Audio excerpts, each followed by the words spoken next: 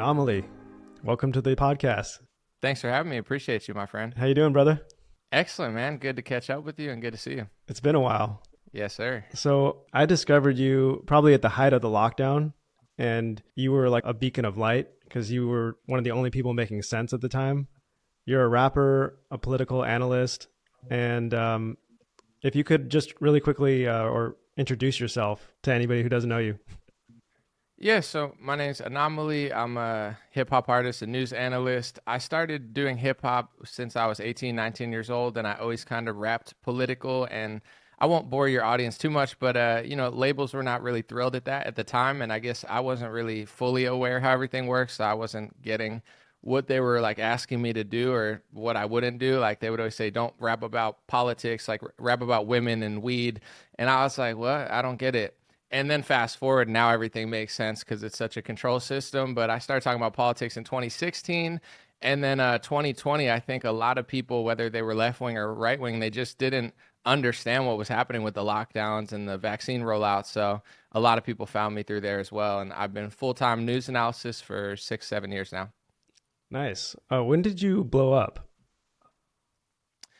I guess like for rap, I had like my first year, I was 19 or 20 years old, probably 19 in college, and I started just recording on YouTube, and I was kind of gaming the system because I saw that if I just did freestyles or raps over every instrumental, people would find my video first because not that many people are on YouTube. So I had like 1 million views and 100,000 song downloads when I was a freshman in college, and I had no microphone. So I got record label attention then.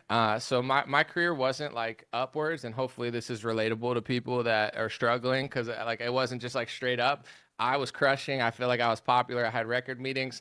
And then I was like working overnight stocking at a supermarket and nobody cared about me and my videos weren't getting views. So I almost had like a rap career, then I didn't. And then I started getting more popular again. But I would say 2017 was probably a big boost. I saw Trump as like not as bad as the media was saying. And I tried to break it down simply without being overly political, like to people who didn't understand and who weren't conservative. I was like, it's not really what they're saying. Those videos went mega viral. I want to say like tens of millions of views. So that was a huge boost. And then I maintained, I think, that success for a while. And then 2020, I think, was also a huge breaking point because it wasn't just maybe conservatives or political people. It was like everybody who was experiencing this new tyranny, regardless of their perspective on Trump or whatever. So I would say those were like three defining moments: my music career, and then like coming out and trying to talk about politics 2017, and then 2020 was a massive year, and 2021 was like on another level for sure. Yeah, that's awesome. I think I discovered you in 2020, but you were like the number one voice on Facebook, right? I was definitely one of them. I got in trouble one time with the news, and apparently Chelsea Clinton saw it and tweeted about me. But they said I was like the number one or two or three most shared article about the vaccine or something. Like I didn't even know they do analytics like that, but they were like, who's talking about the COVID vaccine when it was the Johnson & Johnson one? They pulled it off the market. I actually shared a CNN interview article because I was like, they won't mess with CNN. I don't want to do like a conspiracy outlet. Here's CNN saying it. And they just got the data, and it was like Fox News, like New York Times, and then An0maly. And I think they were just so mad that I was even in that list that, yeah, they probably did a number to my reach for a while after that. But that was an interesting moment. Yeah, that's the thing now. They're not really canceling people anymore, but they're definitely doing weird things with the reach. Have you experienced that?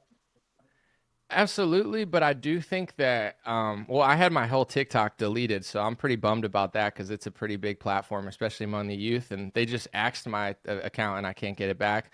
That was a bummer, but I think since Elon bought X, and I think Rumble and some of the streaming platforms like Kick providing more competition definitely makes Instagram and Facebook act differently. And now Zuckerberg's doing jujitsu, and he's like, maybe I was wrong about COVID, you know? So I think a lot of it has subsided, but there's still certain topics that they crack down on. But it's better than 2020 and 2021 was insane. Like not only were we getting locked in our houses, but we couldn't even like talk about it. That was probably the worst I've seen.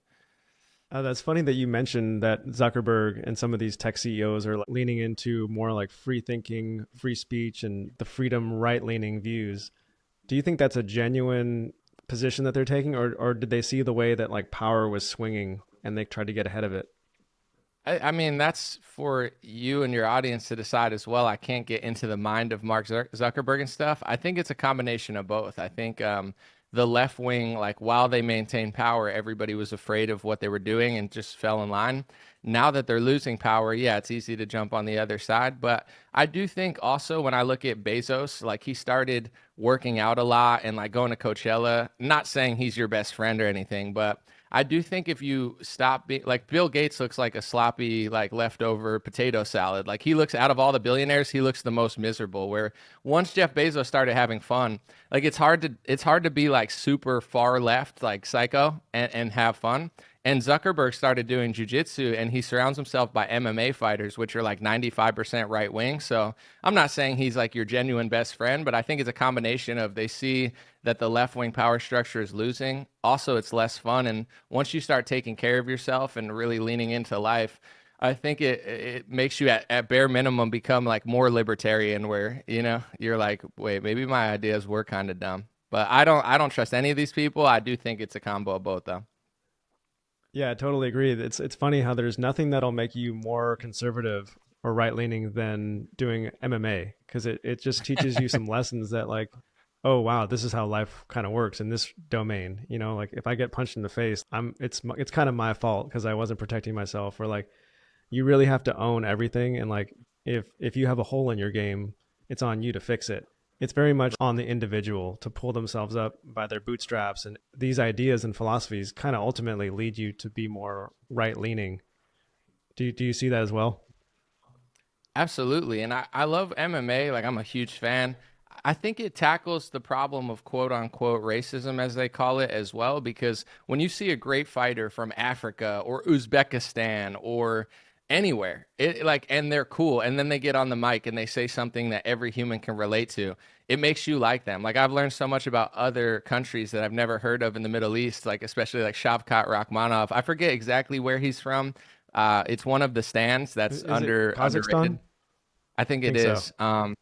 Yeah, and it's like, they all look super Mongolian and it's like they're having celebrations when he wins. Like that stuff's so cool to me where you're seeing how excited they are for one of their people because against all odds, like in this crazy world where they have a small economy and lack of resources, they get one of the best warriors and he looks like a warrior. So I love the fact that yeah, it's like black, white, Asian, like it doesn't matter. You have to get in that cage and you got to fight, and like the winner's gonna win regardless. So it's an amazing thing, and it is amazing how they all do turn out to be way more right leaning and at bare minimum not a victim and not playing these weird fake social construct games that are not as good in reality as they are in people's heads.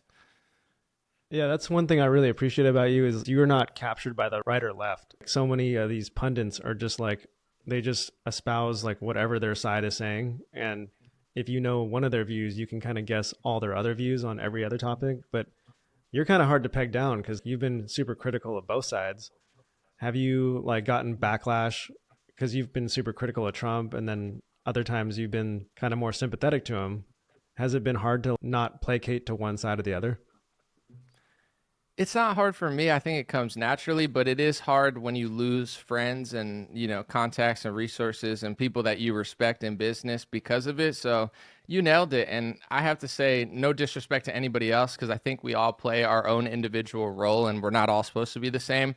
But a lot of people on Instagram and Facebook that are political, let's just say they're super Republican, they're pro Trump, they're not journalists and they're not news analysts. They're activists. They're basically like politicians. They're some of them are working directly with donors, just like politicians, because they want to control the narrative. So, it's no disrespect to them, but I call myself a news analyst. So if I look at something, I'm trying to analyze it and be as honest as I can, whether it goes with certain politics and not. And most people figured out in this country that even though I think the Republican Party, the reason they won the country is because they're the adult in the room and the left went too far, they're still controlled by donors in ways that people don't understand. And these politicians, their job is to convince me and you and Marines and patriots that they're one of them. And then they go and talk to the big money, and they're kind of like the middleman to that. So, I try to do journalism and news analysis. And in many ways, it's been my best and worst asset when it comes to people's response. On one hand, I think it's why I have such an engaged Instagram and Twitter and Facebook, and why people respect me, and I don't see like a drop off in my numbers. But at the same time, I've had a lot of people, including people that I thought wouldn't turn on me, they misdiagnose it or they get mad at me at some point. I mean, I could think of a time where the left was mad at me. I could think of a time where Trump supporters were mad at me. I could think of a time where people that were into QAnon were mad at me because I said the lockdown was bad, and they thought Trump did the lockdown purposely to arrest the pedos, like, and lockdowns were good. And then they realized they were bad 3 months later. Just recently I've had truthers now it's like Trump supporters are like, oh, you're back on the Trump train. And then some truthers that are like anarchists are like, oh, I can't believe you voted, you're a shill, Trump paid you. And I'm like, he didn't, not only did he not pay me, but like no one even reached out to me from the Trump team. Like, I'm not that I'm not like Joe Rogan where they like really want my opinion, like as great as I think I am, I'm just unfortunately not, I'm not that influential to that extent, at least. So I think, yeah, I've seen it from all sides, but it just kind of shows me that, every side could act a little bit emotional. And also, I think that certain people get so involved in their politics that they forget who they are. Like, we've met outside of this, and you're a great person. I'm trying to not do that many interviews and focus on my own craft, but I'll always say yes to you because I actually like you and respect you. Not just the Thanks, work you bro. do, but I think you translate well in person. Like, you're a great guy. Some people, their activism is great, but they're like douchebags, so it's like I feel like the way they're treating me, I don't care if you vote or not, that's not going to make me hate you. Like, I got friends who didn't vote, I got friends who voted, but like when someone turns against me because I did or didn't vote, it just shows me that outside of who they think they are and their ego, that they're just kind of like scumbags. So it doesn't bother me that much, but it is disappointing. But yeah, for your audience, he's a great guy. Exactly who you think he is on here, he translates well. Oh, thanks, bro. I really appreciate that. And same to you. I've tried pretty hard to stay neutral on politics, but I do focus on like the underlying philosophies underneath. And, some philosophies lean right, some philosophies lean left. And I find like the victimization rhetoric, the we don't have free will type of deal, that kind of pleases the left, and like nihilism and atheism. Whereas more of a spiritual path, a more of like seeing suffering as meaningful, it tends to lean right. Yeah, and we just had an election, so I thought it would be a pretty good time to bring you on. And did anything surprise you about this election? Yeah, I want to just divert just back real quick because I think it's an interesting point, and then we'll talk about the election. When you're talking about like that victim mentality, outside of Trump or Kamala or Democrats or Republicans, like if you listen to after school David Goggins, Tony Robbins, Gary Vee, like I don't care who it is, anybody trying to be inspirational and lift you up, their message is almost the antithesis of the Democratic Party. So it's like, it's not only like who you're voting for in your politics, but the fact that they're infiltrating your mindset to make you feel so helpless and victimized, and like you need them to get out of your situation is like, I noticed that in 2018 as well, where I'm like, I've always had a decent mindset, or I've tried to. So their message just doesn't resonate with me, and I feel like it hurts people outside of the way they vote. When it comes to the election, I mean, I thought it would go this way, but maybe I guess I didn't think it would go this good. Like, I thought maybe the Democrats would get the House, and it looks like the Republicans are going to sweep all. I'm actually, in my view, happily surprised with the results. It shows me that people are waking up, and different demographics that I wasn't sure would vote certain ways. Like, it seems like everybody's kind of tired of the nonsense. And in California, they had a crime bill on the props, and 70% of people wanted to be tougher on crime. California's even shifting a little bit red. It's still going to be a blue state, but I think it's great. I mean, I'm super thrilled with it. And now the issue is to get Democrats to be better. And if they can't be better, then I guess Republicans are going to control everything for a while. But now I think conservatives, libertarians, and liberty-based people and principled Democrats need to focus on the right, because there's going to be a lot of sneakery involved now that they're the leading party. So, yeah, I was happily surprised, I guess, by how smooth this election went. It almost went too smooth considering how Yeah, crazy the country is. yeah, we're both in California, and it was hard to tell how this was going to go because we're both surrounded by probably a lot of left leaning people. I mean, my neighbors all have like Harris Walls signs in their front yard, And when you talk to them, they were like really confident. And it seems like the people that were for Harris Walls were very confident in saying their views because there's really no repercussions. You know, you can kind of tout around and say that you're a good person for supporting them. But if you come out and put a Trump sign in your front yard, you'll probably get your house egged or graffitied, or people are going to tell you you're an ist or a phobe. You know, there's a lot of, you might lose your job. Like, there's a lot of consequences, at least here in California, to coming out and supporting the right. So I think the right was underestimated because there's a lot of people silently supporting the right, but they were probably too afraid to publicly say it or even in a poll, you know? Right. I live in Orange County, so it's the one red enclave. Like I see Trump flags everywhere. Like people are out here just rocking out with their Trump, you know what out. Like they don't give a shit here. In other places I think you're right, and I think that Trump ran a way smarter campaign this time. Like, and I also think that in 2020 there was like a little funny business, but I think people exaggerated about it on the right and just were saying whatever they wanted. Like everything was everything. And I was like, you can't be the boy who cried wolf, because if you can pinpoint where something's wrong, then we can fix it. If you just say it's everything, it won't. And this time you see what happened and Trump dominated. So it's like, why? I'm not a victim on the right either, and I think he ran a better campaign. First of all, Robert F. Kennedy Jr., lifelong Democrat from the most famous Democrat family of all time, decades of experience suing Monsanto, pesticides, pharmaceuticals. You know, he made this coalition of people who cared about make America healthy again, and then he endorses Trump. In 2020, Trump was just by himself on an island. And, you know, as funny as I think Trump is sometimes, I think he has gaping weaknesses. And those were kind of filled with RFK and Elon Musk, who, you know, Trump is old fashioned smart and he's very, I mean, he's almost 80. So it's like he knows what he knows and other stuff he doesn't. Elon is like super, super smart. You know, he knows how to land a rocket that goes up and he can land it without destroying it. Tesla has incredible technology, whether you like the cars or not. So it was a different campaign. He had smarter people. He had a big business behind him. Like Elon is the richest person in the world. So I felt like, yeah, I mean, maybe Democrats were thinking it was old times, but now looks like the pendulum's swinging. It looks like a lot of the tech companies have backed off, and in my opinion, it's a great trend, and I feel optimistic about it. But yeah, I guess I'll definitely. It'll be interesting to see what happens now, because I think what you're talking about in California, that's starting to fade. You look at some of the voting patterns, and almost every state went further right, like in multiple demographics. Now they're trying to say like Hispanics are, you know, the problem because they voted for Democrats. And I just find it so funny that they never look at themselves and they're like, what did we do wrong to lose the Hispanics? What did we do wrong to lose women?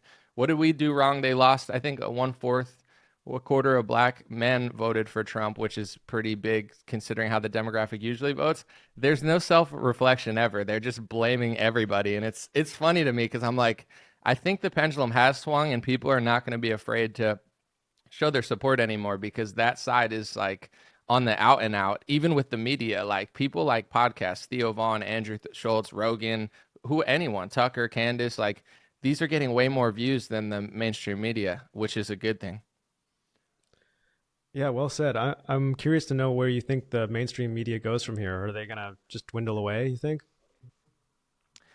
I think so. I mean, if you look at television, you could, you know, I'm sure they're being like resuscitated by the pharmaceutical industry. Like every commercial is like pharma, some like la la la song. They're like la la la, take the pill, la la la la la la la. And I'm just like, dude, I can't even watch TV. It's disgusting. So that industry is definitely keeping them afloat with advertisers. Um, I think they're on their way down. I think the older generation, like whether they're Democrat or Republican, they're the ones watching like MSNBC, Fox. Um, yeah, I don't know. I think there's some smart players trying to swoop in and become that in the independent media. And, you know, figures like Daily Wire and PBD are kind of like making intelligent business moves to try to like swallow them up and become like behemoths to some extent. So, yeah, I don't know. I don't see CNN, MSNBC, even Fox News doing super well like in the next 20 years, but we'll see. Yeah, it seems like that industry is kind of floundering, and podcasts really seem to make the difference on this election. There was the whole Joe Rogan drama where, was Joe going to have Trump on or not? What, yes, no. And then finally he did. And it seems like if you look at the spending on the campaigns, like the Democrats spent $1 billion. The Republicans spent a third of that. The Democrats actually ended their campaign in debt, and Trump just offered to pay off their debts. But I think that the money, if you follow the money, you can figure out what's going on. Like the Democrats spent a lot on like ads and celebrity endorsements. They're like paid celebrity endorsements. Whereas Right. the Republicans were very much going to grassroots, just going on podcasts, which is free and has so much more influence and reach. I actually wanted to ask you about this. What do you think about celebrity endorsements? Have they lost all their power? They were paying all this money for Beyonce and Taylor Swift, and in the end, it didn't really move the needle.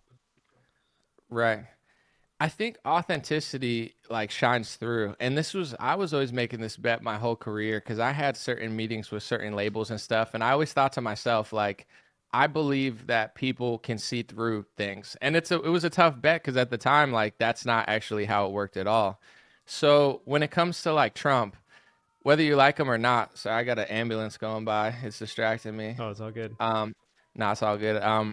When it comes to Trump, like whether you like him or not, he's not paying celebrities. He's not paying athletes. Like anybody that goes to his rallies, the most he'll probably do is like be like, "Do you want to come on Air Force One with me?" Which they're like thrilled to go on. They're like, "Holy crap, I get to go on an airplane with the president like for free."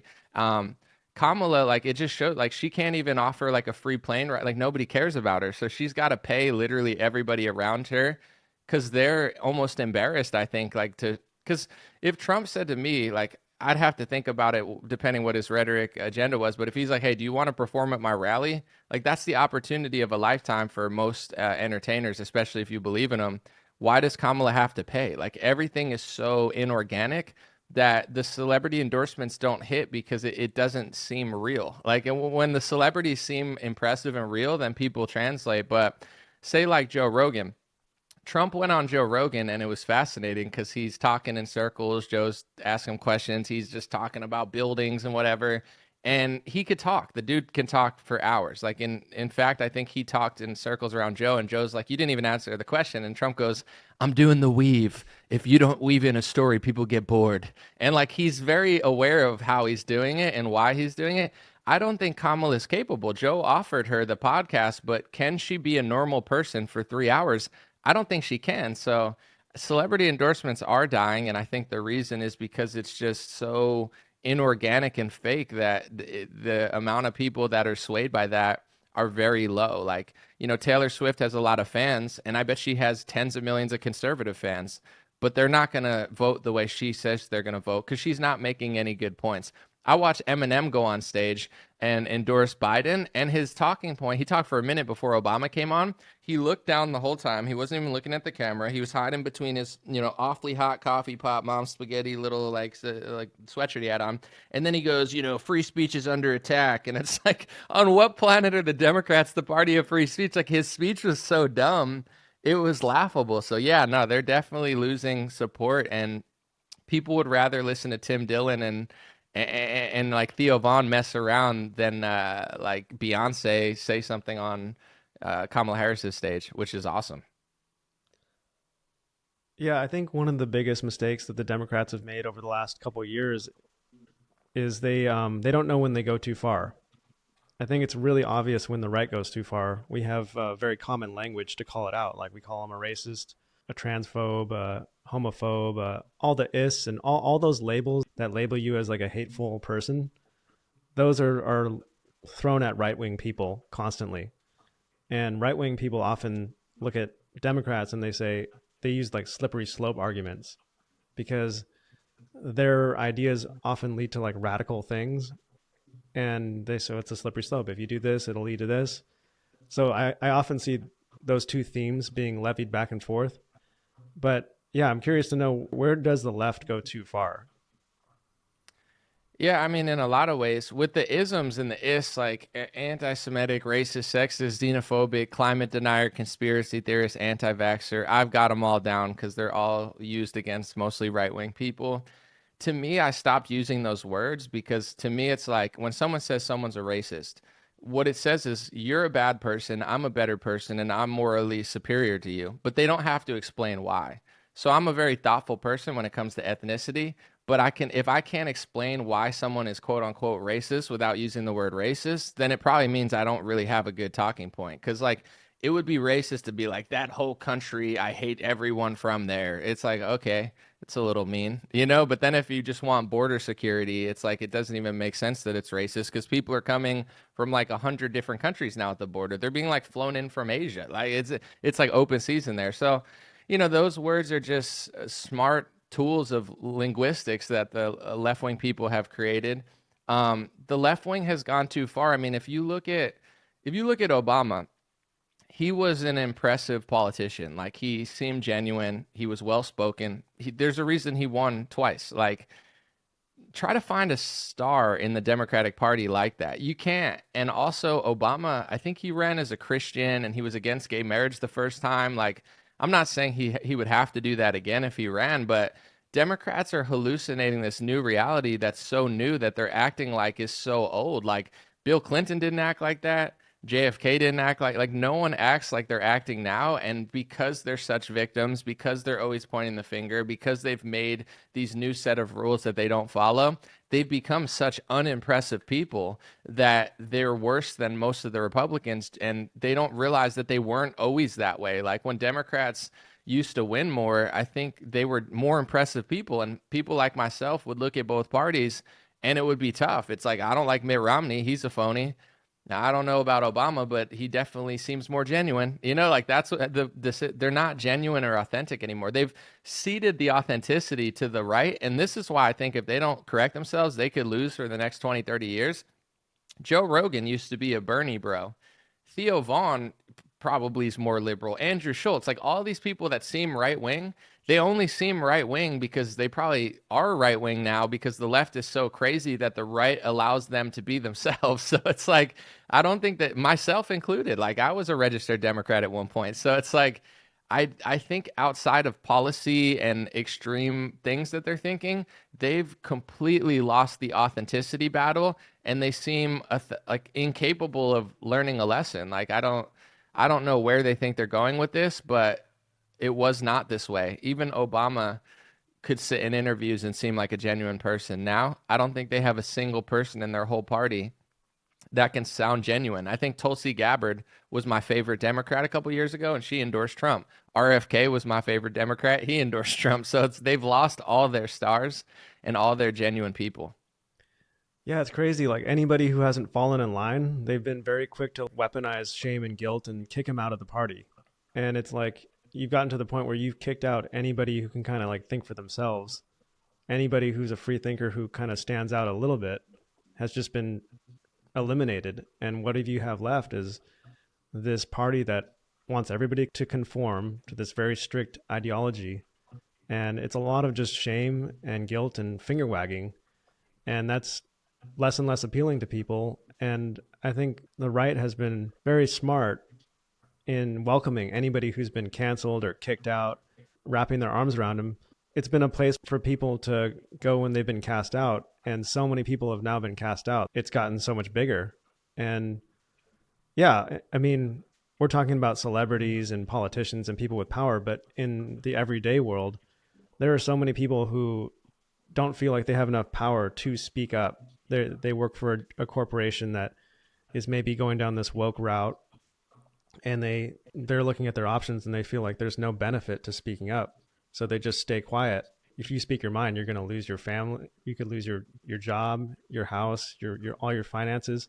So people stay quiet and just conform, but deep down they're really brooding these other ideas. And then we saw it when they went to the voter booth, then they were actually able to express their frustrations.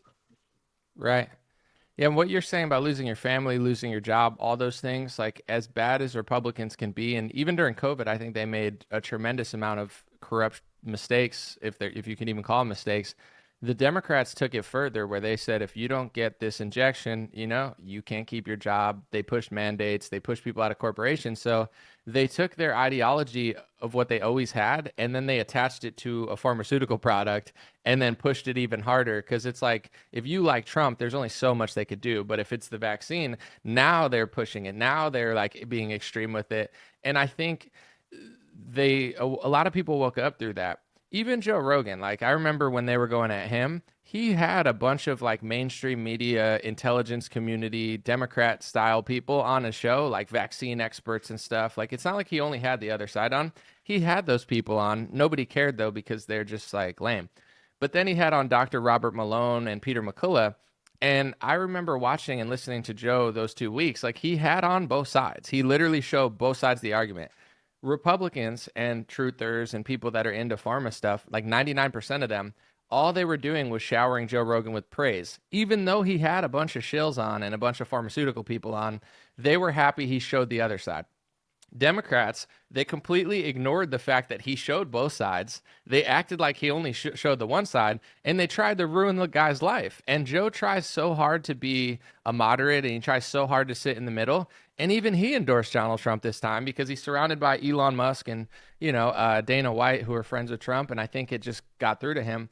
But that's a Democrat issue. Like if Joe Rogan can show multiple vaccine experts and Republicans don't jump down his throat, but he shows two alternate doctors with their perspective and they try to ruin his life, of course people are going to lean to the side because they're looking at the Republicans like the side of like, they're not going to completely destroy my career. And I think that's how a lot of people feel, like you said, on a personal level. They just don't talk about it because there's no advantage to doing so. Yeah, I just saw a hilarious clip on a mainstream news network where they were like, Joe Rogan was a huge player in this election, and he was able to move the needle, and who knows how big of a difference that made, but they were citing that as a big factor. And they were saying, we need our own Joe Rogan on the left. We need to create our own Joe Rogan. And I'm like, you had Joe Rogan. You don't need to Right. create. That's not how it works. You don't create some voice that's influential. That has to be built through gaining trust. And it took a long time for him to get that big. But Right. yeah, I'm like, you had him. And look at all these people that you keep losing. So yeah, we've been pretty hard on the left thus far, which is definitely warranted. But I'm also curious to get your opinions on, like, do you have concerns about the right and Trump coming back into power? Like, do you have concerns about that? Yeah, real quick, I just want to say too, like the Republican primary, I don't think they wanted Trump, but he won it. And the Democratic primary, people wanted Bernie Sanders, but they had super delegates and all these other ways to get around it. So it's like people wanted Bernie, they rejected him. They had Joe Rogan, they lost him. Nobody voted for Kamala. She was not nominated. They just selected her. And it's like if Joe Biden's that bad that he can't run, how's he still president? Why is he not stepped down? Like they're literally just not listening to anybody and just choosing their own candidates, which is crazy. The right, yeah, I definitely have concerns with Trump. I think that my main concern is he takes a lot of donor money. I think his biggest donor was Miriam Adelson, who gave him $100 million. And she's super pro-Israel and wants him to do things for Israel. And I don't care what countries people like or support, but I think when you have $100 million from somebody that wants you to do something for a foreign country, as an American citizen, you have to ask yourself, like, is he going to put America first, or is he going to try to, do what that other country wants? And I think with that country on the right, especially, but also on the left, it's like a taboo talking point. Because if you notice that they have so much lobbying money, they just call you anti-Semitic and say you hate them. When the reality is, like every other country, it's shunned and taboo that they have any influence in politics. But with that country, they have special carve-outs and laws where not only can you not really talk about it, but they're completely fine with it. So I think, Trump is now going to be in a place where he's surrounded by good people and bad people. He's got his son and Elon Musk in his ear, and he's also got big donors. I know a lot of people bring up Peter Thiel is a big donor of the right, and Palantir. I believe they work with the intelligence community. So Trump he's in a circle where everybody's going to want influence in his party, and he's going to have a lot of favors to do. And last time, people think he just, especially as supporters, they think he just like made this spontaneous mistake to side with Fauci and the pharmacy lobby. But RFK Jr. said that Trump called him up and said, "Hey, I want to work with you." But then Trump took $1 million donation for his inauguration from Pfizer, and then he hired a pharmaceutical lobbyist to run HHS and FDA. So, even though Trump is, I think, in many ways less controllable than other politicians, sometimes his support base think he's like literally 0% controlled and 100% free, and it's not the case. So I think those are my concerns for the most part. I would love for him to ramp down the wars. I think it's disgusting what's happening with Israel and Palestine, the amount of women and children and people that are dying. And then in Russia and Ukraine, that's war has just been rolling on as well. So he's got a big task at hand, but my main concern is basically him hiring terrible people again, and then his support base ignoring it because there's always going to be another story or another like Democrat versus Republican drama for them to pay attention to. And I'll just say this too, real quick. There's three people that they're talking about running the Senate for some reason. I don't know how these guys became the leaders, but it's this guy named Cornyn or something, and then Thune, and then this guy Rick Scott. All the like more ethical Trump supporters want Rick Scott to win, like Charlie Kirk and these type of people. But the thing is, I just saw that Rick Scott, especially if you're libertarian and conservative and you believe in the Second Amendment, he wrote an op-ed in the Washington Post, which is like the most deep state media there is, and said why he believes in red flag laws. And he cited Parkland, the shooting, as a reason to push red flag laws. So it's like, this is the what are red flag laws? Basically, it's the government taking guns away from people that they say are mentally ill. And I understand why it makes sense, because there are like, I don't want people that are like legitimately crazy to have guns. But the issue is like the government gets to decide if you're crazy. Like, like you could be a veteran, you fought your whole life overseas, and they could say, yeah, you risked your life for us, but now I don't want you to own a gun and defend your house. So it's the slippery slope, in my opinion, of like, how are they going to determine? Because let's just say during COVID, like they tried to say that anybody who didn't get a vaccine was like crazy and unhealthy and mentally ill. So that's kind of like the dynamic there. But yeah, long story short, even like the best Republicans seem like they suck. And the only one I really trust is this guy named Thomas Massie in the House. He seems very ethical and honest. And of course, he's not going to get a high level position, unfortunately. Maybe he will, though. I don't know. They're talking about him for agriculture department. We'll see. Yeah, Trump did quite a few things that made me very skeptical of him. The rollout of the whole vaccine and then linking up with Fauci, it seemed like he was very much pushing big pharma on us, and like he is responsible for the initial lockdowns. He would often talk a lot about how he was the one that got the vaccine first and he got it out and he was responsible for it. And I think a lot of the people around him have finally told him, hey, like, look, quiet down on that, because that's not very popular with most of your base. Right. Even like when he ran it, when RFK was running against him before he endorsed him, he would, post things on True Social and say like RFK's radical, his views on vaccines are fake. So Trump is a fascinating guy because he likes flattery. So now that RFK's on his side, he's like, oh, RFK's the best. But he wasn't saying that 6 months ago. So if Trump allows the RFK to run the HHS and FDA, huge win. And that shows he learned from his mistake. But yeah, I mean, this is the issue with people that support Trump, in my view.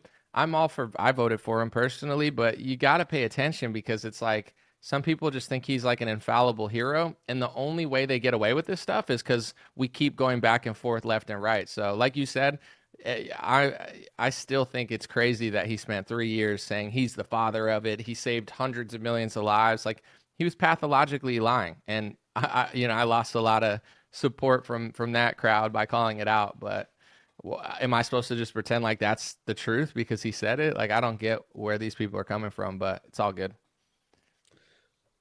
100%. Oh, here's a question I had for you. What is controlled opposition? I guess it depends who you ask, but I would say there's multiple different types of controlled opposition. We'll start with like the most obvious. Like, there's the Mitt Romneys and the Nikki Haley's and the people that everybody knows as controlled opposition now. These people are basically just plants that are, establishment people. They're so sold out to special interest donors, etc. And their job is basically to say talking points. So if they're liberal, let's just say they're a Democrat, they'll say, we love the gays, we love black people, we love Hispanics, everybody's racist, sexist, and xenophobic, but they're working for the weapons contractors. They're working for the military industrial complex. They're working for the pharmaceutical lobby and everyone. But they just figured out what to tell Democrats, so you think they're one of them. And then on the right, those same people say patriots protect our veterans, and we love guns and free speech and blah. And some of them will say that, and then they're passing bills against the First Amendment for a foreign country. So that to me is the most obvious controlled opposition. Other people, I think, they're doing it, but they're not aware that they're doing it. Like, I know there's certain social media accounts where I don't necessarily think they're completely in on it, but they're so emotional or egotistical or fanatical about their party that they're willing to basically lie or cover stuff up that would help the American people for their own best interests or their own agenda. And I know in this world that I'm in of like politics, there's different ways you can control people. Not everybody you just give them money and say, here's $5 million. You do that to politicians. Here's $5 million. You're going to pass this bill for us. But to influencers and stuff, all you have to do is flatter them. Similar to like RFK flattered Trump. Now we might actually get something. It's like you just have to like fly them to an event or tell them you can come to Mar-a-Lago. And, once they go there, it's like, do you want to do real journalism against Donald Trump? You just got to party with his whole family. Like, are you going to go now call him a liar when he's talking about the vaccine? You're going to lose access to these events. I got invited to the White House in 2018. I'm part Puerto Rican. And it was some Hispanic thing. And one of my friends was like, hey, I could get you on the list and you could go. And I went, and once I started telling the truth about Trump afterwards, I'm not saying I didn't do it before, but once he started shifting his tune on the vaccine, I thought to myself, I'll probably never get invited anywhere again. I just don't care. It's like it would be cool to go again if Trump were in the office, but if I don't get invited again, if there's two paths, like lie or get invited to social events, I'm not that desperate for friends or a good time. I can make my own good time. So I think a lot of people are controlled in that sense. They are trying to be politicians, or they are so immersed in their own echo chambers that they don't want to lose the resources that they have. And I know for sure too, when it was Trump versus DeSantis in the primary, I didn't even vote in the primary. I didn't really care which one won, but I was just trying to accurately report on the things that Trump was doing right and the things that DeSantis did better. Quick example, he hired a Surgeon General, Joseph Ladapo, in Florida. DeSantis did. He's the best Surgeon General in the country. He was calling out the pharmaceutical industry. Like, objectively, regardless of what you think of DeSantis or Trump, like, that's just the truth. So when I reported that, I had people text me that run advertisements for multiple influencers, and they said, An0maly, I love what you're saying about the primary. He goes, so many people agree with you, but they're afraid to say it because they're going to lose their pro-Trump sponsors and they need to feed their family. And I didn't even know it was that deep. I was like, I didn't even think I was saying anything crazy, but it's like some sponsors are so pro-Trump that if you Trump out, they'll give you the money. But if you start being like, let me try to give a fair analysis of this primary and point out both sides, then they're pulling the money. So there's levels and layers to the games that are being played in politics and in media, and even in independent media. I think there's a huge surge of people trying to control that. But at the end of the day, it comes down to people just not being ethical. Like, I think they just like handouts and opportunities more than they like telling the reality of the situation. You made me think of these people on the mainstream media and these people that get really big on one side or the other. Maybe they got in it at the beginning to just speak truth, but then the money came in and the incentives got laid out in front of them. And perhaps it's just like the incentive structures that if you want to rise to the top, you have to become like a Don Lemon or a Joy Reid or a Tucker Carlson. Like, you have to become this character. Right. And if you deviate from that, you might lose your audience and all your sponsors and your money. So do you think it's like, are these people at the top actually, do they really know what they're doing, or are they just kind of like trying to feed their family and make money? I think it's a combination of both. If you look at this video, it's fascinating. If you could find it, Don Lemon talking about Black Americans. He sounds like Bill O'Reilly on steroids. He's like, "Pull your pants up, act right, stop committing crimes." Like Don Lemon. He sounds like an old white Republican just yelling at somebody from his lawn, and it's like, how could you go from that to some guy completely clueless? Like even if you disagree now, you at least have the awareness of like, I know what they're thinking because I used to think that. But he has to act oblivious of the person he was 3 years ago when people wanted that type of media. So I think they know what they're doing. I think they know what line that they're not supposed to cross or they're not allowed to cross. And they all play that game for opportunities. But here's the thing, I guess, that also is now playing a factor. I believe personally, just based off everything I've seen and read, that CNN, they want to rebrand as more moderate because they've lost so many people being like psychotically biased. They want to rebrand as moderate, but the only people that watch them are people that don't want them to be moderate. So if they have like a fair analysis or they let Trump on and they give a decent interview, now their support base gets mad at them. So they've become almost a slave of the people they've created, where I've seen that even in certain right-wing accounts where like they're promoting certain conspiracy theories that, they don't even really believe anymore. But if they ever tell their audience that, they're like, I still am conservative, but I don't believe this specific thing, but I believe this, they lose their whole movement. Like a lot of, I think Q people are like that, where if you push the QAnon stuff, I don't care what people think, and I'm not judging you, but it's like, say you come to the epiphany that like, okay, some of it was true, some of it wasn't, but I don't like fully believe in it anymore. Well, that's what your audience is there for. So I think there's a combination of at Fox, at CNN, at MSNBC, you know what line you can't cross, and if you cross it, they'll axe you. So you don't do it for your own money. But then also the networks and the people that run it, they have dug themselves into a corner where they literally can't deviate from who they've been, because say they become more moderate, not only do Republicans not trust them anymore, but they'll lose all the Democrats that are their only viewer base and money base now. So I think New York Times, Washington Post, CNN, and MSNBC have really screwed themselves over. And with Fox News, I mean, I think they're doing okay, in ratings and stuff. But Tucker Carlson was the cream of the crop. And, he started saying cool things and they kicked him off television. So they blamed him for, I think, the machine lawsuit or something, where he was one of the only hosts that didn't talk about it. So they used a tragedy to be like, who's the most honest person at our television station? Him? Get rid of him. And now everyone else at Fox probably looks and says, okay, that's the line that I can't cross. But Tucker's doing well on podcasts, so I think that he had the last laugh in that one. But yeah, I just don't give people a pass though. It's like lying for money. It's like, you could drop bombs on people if they paid you. That doesn't mean you're a good person just because you're doing it to feed your family. I think everybody has a duty to just not be a piece of garbage. Yeah, you just reminded me of an idea that I talk about quite a bit is audience capture in like the creator world, content creation. You see this a lot where they call content creators influencers, but oftentimes they have to play this character to please their audience, and the audience wants a more extreme version of that character.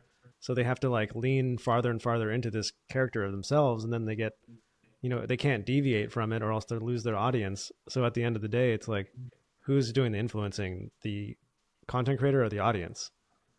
Like, have you Right. ever come across that idea? 1,000%. I've noticed that with streamers specifically. Like, there's this new wave of younger kids. They call, or some of them are older too. That they call themselves like streamers, where they 24/7 film themselves, go out, do crazy stuff.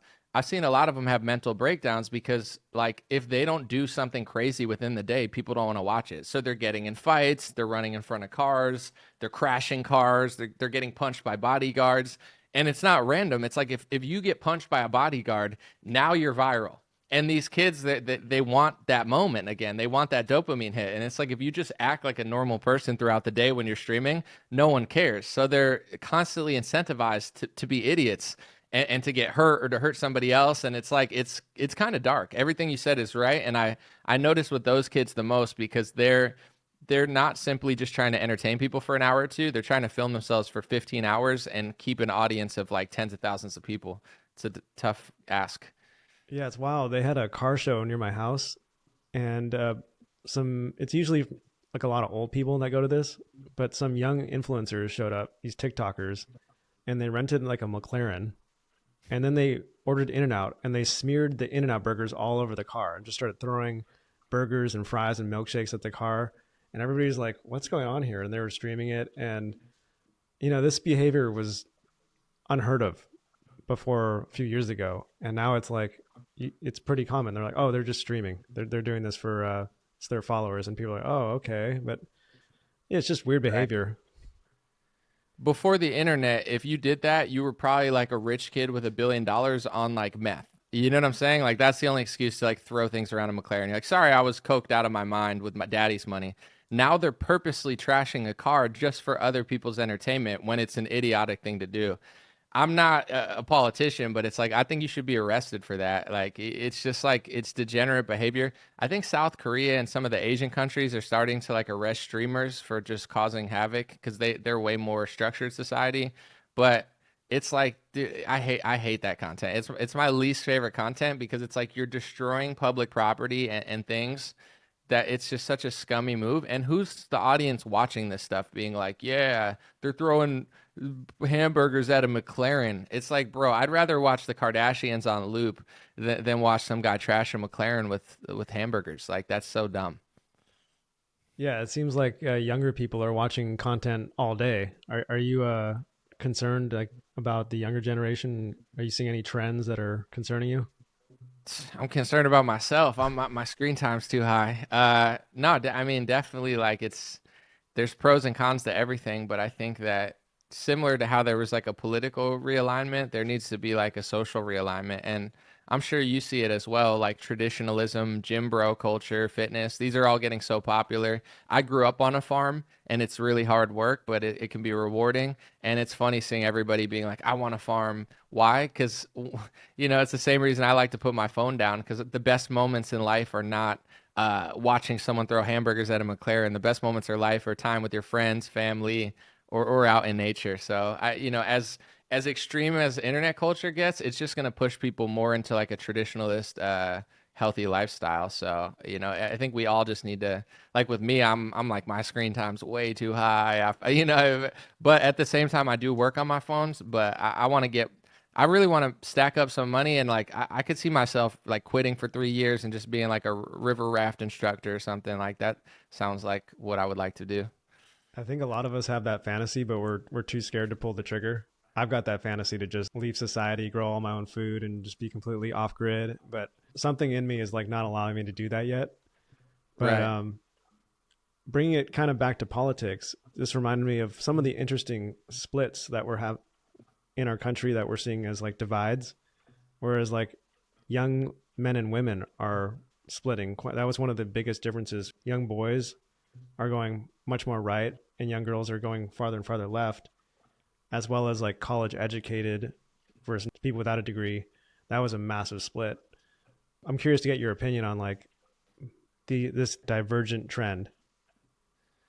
Yeah, I mean, I think we'll start with the younger men and younger women. Like the younger men, I think are going further right because the nanny state and the safe space, whatever you want to call it, culture, it got too extreme. Like when I grew up, we made jokes, we said messed up stuff, and like I'll never forget because like in my neighborhood, for whatever reason, like I'm not just saying this to pander, like my bus, we had like one of every ethnicity. Like one of my best friends was Jewish, one of them was Indian, one of them was like had like a kind of like a physical disability. You know what I'm saying?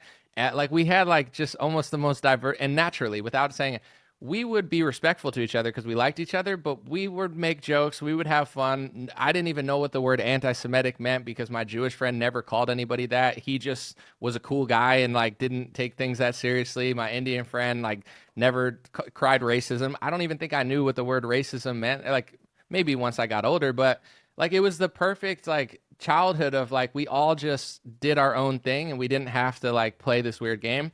Once you start instilling all this stuff, it's just not fun. Like we'd play whose line is it anyway on the bus, and we'd do like little games and we'd like pick winners and stuff. Like we were pretty creative with our entertainment. And it wouldn't be possible with the new left wing culture. So I think young boys are tired of being beaten down on. They're tired of like no fun zone. Like all the funniest comedians, even if they're liberal, they're considered right wing now just because like, you know, people can't take a joke sometimes on the left. So I think that's pretty obvious. They went too far. They tried to, and I'm not saying this in like a I'm so offended way, but like anti-man stuff. There's a difference between equality and harmony and just pushing things that are just like hateful and like extreme against like kids that aren't even 18 yet. Like they're responsible for like World War I or something. It's like the dude hasn't even graduated high school. Like let the kid live. That for sure. With the women, we're living in a world where people think that everything we're doing now is so normal, but it's really not. Like, women could not vote in the 1800s, right? They got the right to vote and women's suffrage. And then women entered the workforce in one of the wars because men were fighting wars and they needed someone to, work in the factories. And you could say whatever you want about I don't care what women or men watching this think. I'm just saying, like, you might think in your head, like, they gave women the right to work because they wanted them to have equality. No, they wanted to keep the factories going during the war. Like, that's how they started it. Like, they didn't actually care that. Like, it was just like, we don't want the economy to fall apart. It wasn't like, let's let them do it. Okay, now you fast forward 60, 70 years, and there's pros and cons to everything. So it's like the pros are business women get to be themselves. There's more opportunities they can work. And, for a lot of people, that's a beautiful thing. But some women, they just wanted to be wives and housewives. And also, they didn't want to have to think about all this stuff because it's like me when I try to take on 7 different jobs at once, I get like exhausted. So some women, not all, they prefer the simplicity of traditionalism. So I think that the youth, they're being so bombarded with like the slippery slope of in that category that it's just driving a wedge between the genders where for me it's like no matter what I say or think about women when it comes to like I have opinions about certain things that I think would possibly be better, but I don't hate the opposite gender. I love the opposite gender because it allows you to procreate. Men and women are great at different things. Like there's pros and cons, and you balance each other out. It's the perfect harmony to create a family. Like genders are different, but that's a beautiful thing, and it doesn't make you bad or better. Like it just is what it is. If you think you're better because you're this, like it doesn't even make sense. But certain people are better at certain things, like on average, and that's just the reality of the statistics. So I think the women are more individualistic than they've ever been before because they never maybe had the opportunity to be that way in the past or very rarely. And now it's like overload of that. So I think that within the next 10, 20 years, women are going to become more traditional, like it's already starting. But for now, I think that the schools and when they take them away from from the parents, they're just pumping their heads with like you know individual ideology of like feminism, and some of it I think is fine. You're allowed to think what you want, but I do think that eventually like it's nice to find the opposite sex that you like and kind of work together. Like you don't want to be like an individual into your 30s, 40s, 50s and have like no relationship. So I think that is that. And the education thing, I think a lot of the universities are just like super left wing skewed. So when people go to university, that's how they turn out, unless they're countering it with other stuff. Wow, that was a fantastic answer. You just laid out like the history and everything. You're so balanced in your approach. And I think one of the results of this is there's a huge faction of the civilization that is unseen, unheard, and completely neglected, and their problems are dismissed. And that's young men that are struggling. And we're having a situation right now where the number of childless, sexless, unmarried men is increasing rapidly. And there are real consequences to this group growing. And when you look at societies that have a large proportion falls in that demographic, they tend to fall apart. They tend to fall into like civil unrest, uprisings, revolutions. The economy falls apart. You can't have all these men that are just completely in a state of despair. They need to be contributing members of society. So like, do you see any consequences of having that group of the population growing? Yeah, no, everything you said is true. And, to try to dive into why that's happening, obviously technology is a big factor. This is what I think, like when it comes to dating, and it's kind of rough, like especially for young men. where back in the day you could find a spouse easier because not only was not everyone on their phones, but it was like you just go to school, you go to work, and then you'd find somebody. And like everybody, you look at old pictures and everybody's like pretty fit now, like half the country's fat and addicted to like opioids. It's really sad. But like everyone kind of found somebody for the most part. It was very rare to not. Now everybody's on their cell phones. Like even if I go out to a bar or something and I see chicks that are like in their 20s, 21, 22, 23, they're not even there. They're literally just taking like Snapchat selfies, and you know what I'm saying? Like they're not living in reality. So I think with dating apps, and there's been a lot of statistics on this as well, where it's like most women are going for like the top 15% of guys. So like 85% of guys, they're just getting blown off because the same women that would have gave them the time of day, 10, 15 years ago, now they're on apps talking to thousands of guys. And not only are they not giving attention to the guys that have no dates, but they're not even really giving attention to the guys that they do have dates because they're being taken 1,000 directions. So I'm not blaming anyone. It's just the product of our times. But I think that that's a huge part of it. Yes, people are on their phone. Yes, people are despair, but I don't think people have ever had this many options before. And I think that attractive women and women in general, they have ridiculous amount of options all over the country and all over the world. And the guy that they'd normally give the time of day to that lives down the street, they're just blowing off. And then he's then ends up on Reddit or, like pissed off, like turned into like an incel, angry at the world. And I understand it sucks. Like it's a crazy time, but I think as a man, the best thing I could say is you got to just be the best version of yourself, regardless of your height or weight or whatever. There's people that are the same height as you, the same weight as you, the same looks as you that are crushing and they have thousands of options because they have a good personality or they're funny or they're not a downer. Nobody likes a negative attitude. So, you got to take what you've got and make the most of it. You can't just sit and wallow in despair. And if you do that, there's a lady out there for you. Yeah, it seems like this group of men has been so neglected and they've been deemed toxic. Like any ambition of a young man is seen as toxic and part of the patriarchy. So there's been this massive void created because nobody's really talking to these people.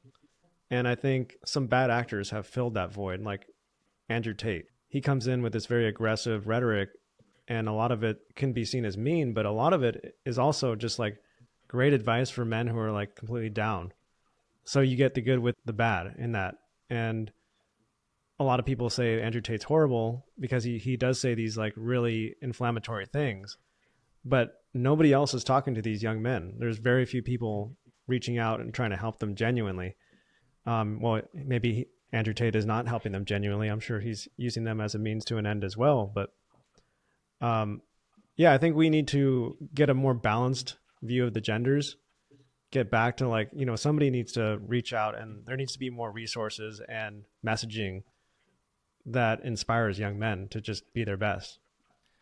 Well, Tate, I mean, that's why they got so mad at Tate because of his approach and because of his like not giving a crap and just being very blunt and funny and in some cases rude, that allowed him to just propel to the top of social media. And I think they were afraid of it because now there's a guy telling men not to just roll over, Jordan Peterson, different than Tate as far as his approach, but he's another one where like so many young men and women really look up to Jordan Peterson because at a time that there was no one there saying anything, he was there debating the feminists. And I think he's got one of the biggest audiences in the world. Like, I think he's even bigger than most people realize because he did fill that void before, Tate came around with kind of a different approach. And now you have these other manosphere bloggers and people being like, make fun of women in order to get their attention and do that, like, trying to give everybody dating advice and stuff. And to each their own, like I'm not a psychological genius when it comes to like I do fine with women, but I don't play all these games. But I do know what they're talking. Like you said, it's like outside of like the content that would be considered extreme.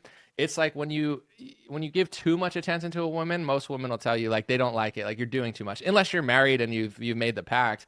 But like at the first time, that like push and pull, it's just kind of human nature of like it's the same in a business negotiation. If you're too desperate, it looks a little weird. So it's like there's always an element of truth of what they're doing. But yeah, I mean, I think that I think that people are starting to fill that void, and the yeah, I get it though. Like when I was 16 and 15, like I liked edgy humor. I liked people messing around. Like I wouldn't have wanted to listen to a Jordan Peterson. I probably would have listened to more of like an Andrew Tate when I was like 15 or 16. Then you get older and then it's like Peterson is more, I would say, relaxed and stuff. But yeah, I get it. I think naturally, there's going to be more and more people that kind of come up and get people's attention on the other side. Yeah, I went to a Jordan Peterson event and I was surprised to see how many women were there. I mean, it was like 50-50. So you Yeah. hear that his audience is a bunch of resentful men, but I was encouraged to see like families go and all different races. Yeah, so that was encouraging. And I'm curious to know like how dating market is right now. How's the dating scene? I've heard that politics is driving such a strong wedge between men and women. Is politics a big issue when dating now? I want to say real quick, like I went to a Peterson event too, and I have some political differences with Peterson, but he did have like the nicest crowd I've probably ever seen at an event. Just like the nicest people, like everybody was dressed nice. Like he has a very impressive audience, like no doubt. Um, I try to not like play a victim because my thought is always like I dated somebody for 2 years, then I didn't, then I dated someone for a year. I've only been single for, like this year, and God is great, life is good. Like I never want to make excuses. So anything that I'm lacking, I try to like look internally and see what I'm doing wrong. But politics is a thing, but I guess with me, it's like because I've been so out there. It's like I could find somebody that's attracted to me because of my views. What I will say though is like I've traveled a lot, and no disrespect because SoCal has amazing people and I love Southern California, but you could tell the different vibe of women when you travel the country. And SoCal has some of the most beautiful women, but I think very flaky and hard to like, plan stuff with. Where when I go to certain southern states or even other parts of the country, the dynamic can be a little bit easier. So I think like SoCal, the women are in paradise. You know what I'm saying? They have a lot of options. There's so much to do.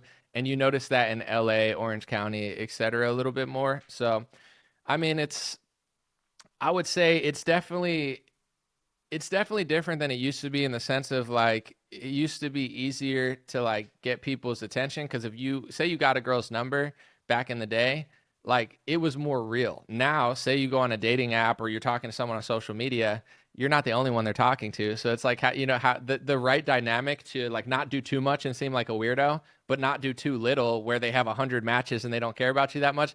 That dynamic's a little interesting, but I have to say like I like women, and it's just like I just don't play the victim. Like I've been blessed in my life, like even people it didn't work out with, like I don't think negatively about any women that I've been with. Like I take full accountability as a man, and it's like, it is what it is. Not everybody's meant for everybody, so I can't say it's that terrible, but that would be my one complaint about it. Is just like it's hard sometimes to just like get two people through a cell phone to like get to the same place. And that's not to blame men or women. I think that's just like, everyone's busy, and then you don't know who someone is, like if you're just trying to like connect with them in that sense. But yeah, I don't know. I think for me, I'm trying to find my wife. So I'm trying to be on my best behavior and internally, do right things. And I think that God will provide.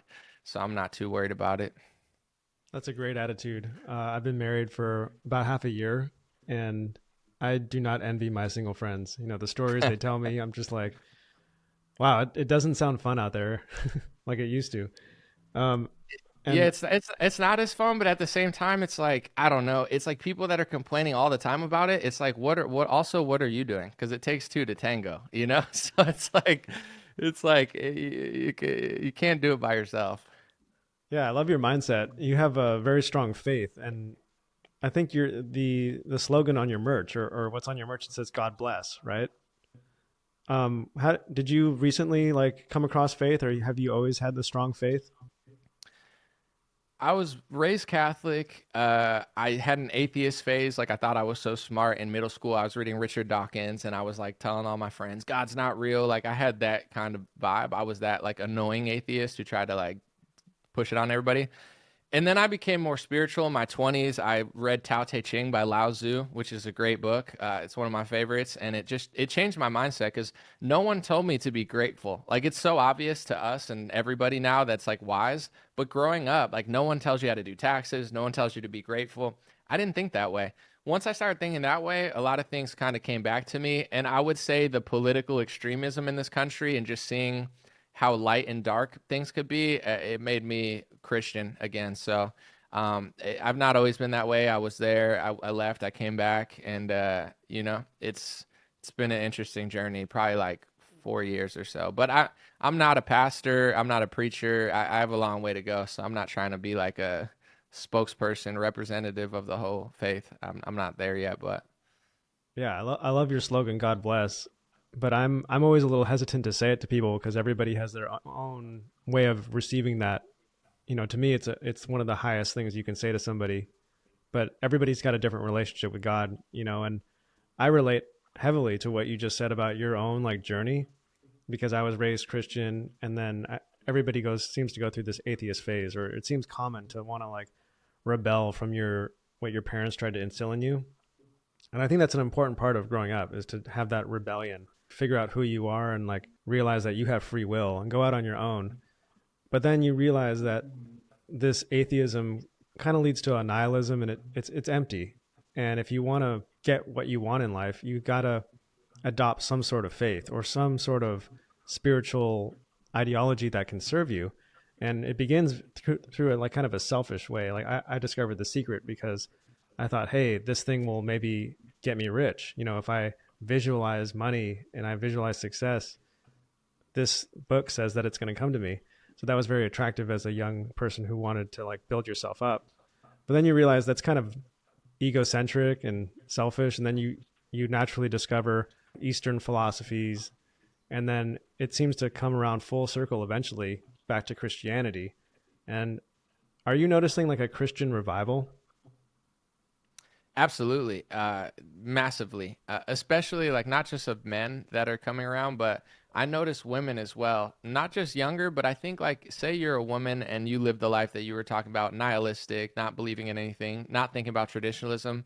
The older you get, the more it naturally settles in for everybody. So I think like I'm noticing a lot of people like come back to Christ, and I'm not shocked. The darker the world gets, the less crazy that seems. It's an ideology that ages very well. Like when things are good, it seems like unnecessary, and then when things get bad, you're like, oh, that's why it says thou shall not steal. Because it's like if it doesn't derive from the Bible or the government, you literally have people in San Francisco that are like, thou shall steal if it's just this much, and you're like, no, no, thou shall not steal. Because as a human being, I shouldn't steal from you. You shouldn't steal from me. It's a great law, you know? And people, it's funny how these simple things make much more sense as people stray away from them. Yeah, it's funny you mentioned San Francisco. I would say that the underlying problem with that city is nihilism at its core. There is no common belief system that unites people. Like if you think about if you're trying to build a community, you've got to start with like the foundational beliefs. Like, all right, we all want to live, right? So let's start with not hurting each other. Don't kill each other. We all want to have our own prosperous situation, so don't steal from each other. Based on just a few values or a few things that you prioritize, you can build all these ethics and principles and morals on top of that. And I think San Francisco has lost even the will to live. There are people there that admit that they go there to die. They don't go there to get better. And it's like, how do you even govern a place like that? What law will fix that place? No law will. There's nothing the government can do. It's really a spiritual problem at its core. Right. Um, yeah, so I think that these progressive radical left, they've pushed religion so far away, they've demonized it so much that they need some sort of faith because the government can't do everything. And you go to San Francisco and it's a zero trust society. You go into a Target there and everything is locked up. And it's like, is this really the utopia that you say you're bringing about? Because this seems like a hellish nightmare, you know? Yeah, and this is where I deviate from some more like right-leaning news where like I agree with everything you said, but I actually feel bad for these people. Like of course I'm not going to like allow them to ruin my life and just roll over. Like I'm not a weak pathetic person, but like they're always making fun of these young women in San Francisco and stuff. And it's like, dude, I genuinely feel bad because, like you said, that nihilism and that like that progressive ideology, like it not only doesn't age well, but it wears down on you. And these people are just slowly wearing down. And you could see it, like even when you look at what's going on there, like the average person is affected by that spiritual battle, and it's sad. So it's like they do need to wake up. And I think, sometimes you could be tough on them, but like when people just make fun of them and laugh at them, I literally feel bad because I'm like, they're confused, they're lost, and it's just like I don't take joy in that when I see younger people just like failing and destroying themselves. It's a dark cloud over that city for sure, and it's a beautiful city. It was really nice like 15 years ago, so it's possible. They just need to they make really good food and garlic aioli sauce and like oat milk lattes in San Francisco, but they forgot that when it's clean and safe, it's better than when it's like dirty and crime filled. So they just got to get back to like basic common sense and basic security, and that could be an awesome liberal city. Yeah, I'm from there, so that topic's near and dear to my heart. And I just went back there about a week ago, and I took a drive all around the city, and I went through like the heart of darkness, the Tenderloin, where things are the absolute worst. And I was encouraged because parts of the city actually looked a lot better than I thought they were. Because I've been watching some right leaning media, and they always jump on the opportunity to demonize San Francisco and say that it's a pile of garbage. Which there's certainly. I mean, if you were making a documentary of San Francisco, it wouldn't take you very long to just film a few sections to make it seem like a dystopian hellscape, Right. But it's really not as bad as certain media outlets portray. But there is like a serious problem there, and there's always been problems there. But it's pretty much in every major city now across America. There's like certain pockets where they've just been taken over completely by homeless and complete lawlessness. Yeah, LA just voted against Gascon, who was like a super far left prosecutor who let everybody out of jail. And I know San Francisco did it last time. I think they have like a political ego in San Francisco, but if you could package the right person as a Democrat, then they'll vote for him. Because I think, like you said, like I'm not a pessimist. So as bad as things have gotten, like I think they'll go in the right direction eventually, and like that tends to happen. The pendulum swings back. So like you said, it's a great city. It's just like honestly, it would be so easy to fix like LA and San Francisco. All you'd have to do is be a little tougher and like lay the law down, clean it up, and then like put a few police there. But you can't do it when like in Echo Park, they tried to clean up the disgusting lake, and like progressive activists came out and started screaming at them, being like, "Leave it alone." It's like you want all the filth, like it's hard to fix it when you have people doing that, but it could happen. Yeah. Have we moved past peak wokeness, you think? I think so. Honestly, I'm pretty optimistic with the results of this election, not just because of the politics, but the trends moving in the right direction. Certain demographics I didn't think were this movable this quickly going in the right direction. I think so, and I think that yeah, like the main point that I think the Democrats lost outside of policy is authenticity. Like they've lost authenticity, and they're gonna need to regain that or just lose a lot. So it's hard for me to really say because I've been outside of that bubble. Like I've been outspoken with my views since 2018. So in my world, it doesn't exist. And I avoid the cities like the plague where it does exist. And most of the country is not that way. So it's like, I think it's really like, no offense, but San Fran, LA, New York, and most media is in New York and LA. So, if you travel the country, it's been gone for a while. And the youth, I think the youth like flung in Trump's direction, like by 10 or 11 points. And I did not expect that, but I think that is podcasters and streamers. All the streamers are not like super left wing. They're all edgy and they all like to like curse and say jokes. So I think we're past it. Yeah. I'm pretty excited about the results. Yeah, I like what you said about authenticity, and it's crazy to see how much of our bigger institutions have been overtaken by this wokeism. Like Hollywood, the media, journalism, academia, our big cities, they've been infected by it all, and their output is very inauthentic. You look at like the movies that Hollywood puts out now, a lot of them aren't resonating with much of the population because they're trying to pander to this like audience that doesn't exist. One thing I've paid a lot of attention to is just the downfall of Disney lately. and the downfall of academia. Because same thing with these degrees, they're getting these degrees, the students, and they're not really translating to the real world at all. And I'm really interested to see how this pans out. Like, are they going to course correct, or are they going to keep doubling down? Colleges are so big, it's going to be very difficult for them to pivot. I think the movie industry is also slow, but they're seeing things a lot faster. So they're like, all right, these woke movies aren't working. We're gonna make Deadpool and Wolverine, and that's huge. It's just a normal movie. So, do you have any thoughts on that? Yeah, I mean, Hollywood, either they're going to have to change or they're just going to have to lose. And, I guess they have so many, like you said, superhero movies. I think those are their big money makers. So if they don't change, they're just going to make Star Wars and Marvel remixes for the next 30 years because they know that's the only way they can make money. The universities, something happened interesting this earlier this year and last year due to the Israel-Palestine war. You saw like a lot of these left-wing donors are very pro-Israel, but politically they're Democrats in America.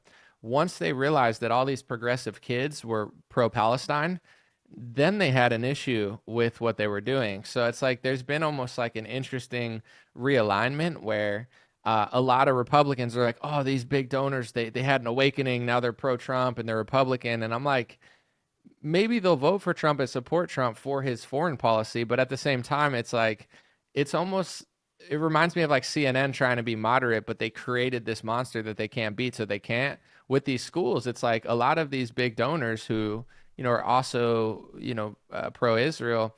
I guess they didn't realize that the youth doesn't care about them. So I think like that. I don't know that that's going to change the universities, but it made a lot of these major donors to like far leftism really take a close look at what's going on because they were just completely oblivious the fact that the youth doesn't care about their causes. So I think that was like a point where they were like, "Whoa!" Like, but is that going to make them more conservative? I'm not sure. You look at even like Jeff Bezos, he came out and said like, "Hey, like this isn't working," because he runs the Washington Post and it's probably failing. He has enough money, but yeah, I don't know what's going to happen with the universities, but I do think for the first time that the donors and the bigwigs are feeling uncomfortable, and there's almost like an internal Democrat like civil war going on between the big money that is super pro-Zionist, pro-Israel, and all the progressive activists, which are pro-Palestine and against Israel to an extent. And that'll be an interesting one to see play out because I think like the students got cracked down on pretty hard and certain people got thrown out. And I think that was a huge eye opener to liberals of who their seniors really are. And I think that helped Trump win as well. I think they lost a lot of votes to Jill Stein and people just sat at home because they didn't want to support Kamala and Biden. One thing I want to say real quick, Dearborn, Michigan is a heavily Muslim area. They voted for Rashida Tlaib by like 20 or 30 points, who's a Democrat that's from, I think she's Palestinian, pro-Palestine, but they voted for Trump by 8 points. So that just shows you like where people are at. Even though they're Democrat for her because she's pro-Palestine, they distrust Biden and Harris so much because of what's unfolded in Palestine that they're willing to even roll the dice with the Republicans. So I think that's like an internal conflict that's going to change a lot of the dynamic of how the left wing operates. Yeah, it's funny. I keep hearing stories about people and their stories about getting like quote unquote red pilled, these lifelong Democrats, and then something will happen and it'll be like a wake up moment and they're just like, I can't do this anymore. I had an aunt that just moved to a very progressive area of California. She's been like a hippie progressive her whole life. She hates Trump absolutely to the fullest. But then they decided to build a homeless encampment in front of her house. And she just spent like so much money on her home. And they plopped this problem right in front of her house. And now she's like hardcore. Like if you see her posts on Facebook, you're like, whoa, like what happened? I keep seeing stories like that. For me, it was probably the weirdness around COVID that really pushed me away. And I think for a lot of people, similarly. But it's funny, like everybody has their own, like, or you just hear a lot of stories about people having their wake up moment. Right. Yeah, it's like she's super left wing. They put a homeless account in front of her house. She's like, MAGA hat activated, Now I'm going to be a Republican boomer. She's like, screw the libtards. You're like, dang. No, yeah. For me, it was like 2017. I was just analyzing politics, and I had done it like I was just doing it every day. So I wasn't just reading headlines. I was diving into every story. And I was like, I came to the conclusion. It took me a while to say it publicly too, like to the fullest extent, but I was like, Trump's not as bad as they're saying. And he actually has some reasonable, like liberal policies. His conservative policies are not like that crazy. And then that was my biggest video. It's like I was nervous to do it too, but I make because I had mostly like a Bernie support base at the time, and I made a video. I said why President Trump isn't as bad as they say, or something like that. And I was like, I'm not. I didn't vote for him. I voted for Jill Stein in 2016. I voted for Bernie Sanders in the primary.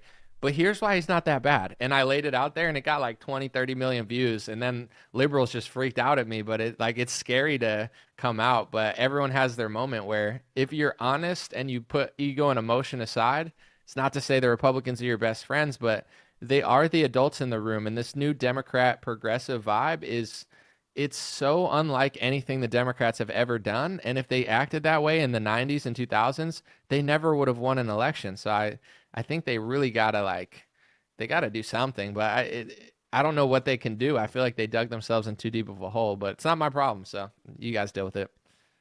Yeah, it's wild when you go back to the 90s and you watch an older movie or like a rock band, and they're very much like anti-establishment, like Rage Against the Machine, like down with Big Pharma, anti-war, anti all this. And it's crazy how the parties have switched. Now Right. the Democrats are like pro-war, pro-censorship, all these things that they used to stand against, and it's wild how fast things can switch. And when I talk to much older Democrats, it's hard to get through to them because they've been blue their whole life and they're like blue no matter who. But for younger people, it's a lot easier to just show them like, hey, look, like let's go down the issues and let's see where you line up. But Right. I noticed a weird trend with the election. The only demographic that increased in their support for the Democratic Party was people over 65. I think it was like white people over 65. Right. And that's for voting patterns for the next 30 years. That's what the Democrats don't want to see, like every younger demographic going more towards Trump. I think the ego of the older generation is why they can't switch. They think they're smarter than the right. And you nailed it with the pro-war, pro-pharma stuff. Hippies were experimenting with drugs that the pharmaceutical industry didn't approve of. They were living a lifestyle of mindfulness that the pharmaceutical industry didn't approve of. It's only been like 7, 8, or maybe 9 years where the Democratic Party has brainwashed liberals into believing every pharmaceutical propaganda line is liberal. Like that was never liberal. And that's what so many people have been trying to tell Democrats. Like you used to be the party of free speech and Republicans were trying to censor more. You used to be the anti-war party. I didn't like George Bush because he was pro-war. And now the Bush family, the Cheney family, they're all supporting Kamala. And then the pharma one, it's like why do liberals think they have to believe every pharmaceutical line? And now Republicans, which never cared about it, now these are the skeptics. Like it's so fascinating to see how little they could see that, because it wasn't like this. Not only not 20 years ago, it wasn't even like this like 8 years ago. They've completely lost their way in their hate for Republicans, and they allowed themselves to get basically like mind controlled. Totally. There's this idea of the Great Awakening happening simultaneously with the Great Reset, and those two forces have been battling. And I'm starting to feel like the Great Awakening is starting to gain some ground here. For a minute, it seemed like pretty bleak. How are you feeling about that? Yeah, the trends of this election, like I didn't think the youth would go Trump. I didn't think certain racial demographics would go Trump. Like all the trends are amazing. I feel great about it, and I'm just not a pessimist. Where it's like there's a lot of truthers where they're so negative all the time. They're like Elon Musk is do this and that, bro. Keep your eye on Elon Musk. He's definitely a big player, but at the same time, it's like if you truly believe we have no chance, why are you making content in the first place? Like I'm making content with the belief that I could change people's lives, I could change my own lives, I could help, and we could win. Like I believe in humanity. I'm not a pessimist. I don't think the founding fathers were bad. I think the documents they created were very wise, even though they had some flaws in their personal life and stuff. But at the end of the day, it's like these doomers and gloomers. Like I'm not asking you to trust Trump or Elon Musk. You probably shouldn't. But when they're like, we're going to lose, okay, then stop making videos. But they don't want to stop making videos. So then what's the point of your videos? And like, I don't want to take a personal shot at this person because I do actually like him and respect him. But like David Icke on Twitter, like he's very negative and pessimistic. And it's like Elon Musk brought you back on Twitter. Like I see all his tweets because Elon brought him back on. If Elon's so threatened by what you're saying, why would he give you a platform? He could have easily not given you a platform and no one would have noticed or said anything or cared. Like there would have been no way to get you back on. It's like he's allowing you to talk about him. And I'm not saying that it's bad, but it's like, I don't like, can't we win this battle or no? We're just going to roll over and they're going to put computer chips in our heads and we're all going to lose. Like, I'm not a loser and I don't want to lose and I believe we could win. So I'm all for the criticism and journalism and people calling out our side. It's necessary, but combine it with trying to manifest the Renaissance, the golden age. You know what I'm saying? Like, why not? Why not now? Like, why human history was cool and now we just have to like end everything in dark times? I don't believe that. So yeah, I feel great about stuff, and I hope more people do as well. Because once we reach a certain critical mass with a mindset, like that's when it's really over for them. Like for the vaccine mandate, it's like the only reason we got freed, in my opinion, was because they tried to get too greedy with the boosters. And as they kept giving out boosters, less and less people got it. I think the last booster was like less than 20%. You can't mandate the world when nobody's getting it. But it's like when 70%, 80% listen, it's like it's a numbers game. So if we can get 50, 60%, whatever, even 40% to just think a little smarter, think for themselves, they're not going to be able to do this to us, in my view. I'm not, it's hard to do that to large groups of people. So I feel great about it, and hopefully people are inspired as well. That's a great philosophy. Yeah, we need more optimism right now. I just made a video about calling out cynicism because I've noticed like this rise in cynicism in the type of content I see and in the comments. But it's become very popular to put these doom and gloom titles like it's over, it's all falling apart, or this person's an idiot. It's very easy to like tear down an idea because it puts you as superior to it. But if you don't provide any solution, it's like you're just a cynic for the sake of being a cynic. Right. What's the point of even getting out of bed in the morning if you have that attitude? But so many people, it like that type of content stems from a lack of belief in yourself, which unfortunately we have a lot of people that don't believe in themselves right now. So it does garner a lot of views. I find myself clicking on it sometimes. I'm like, what's doomed? What? It's very hard to present an idea for something because you really have to stick your neck out. But it's very easy to tear something down because you're behind your veil of skepticism and cynicism. And it's really easy to hide behind that all the time. But it's very hard to present an idea.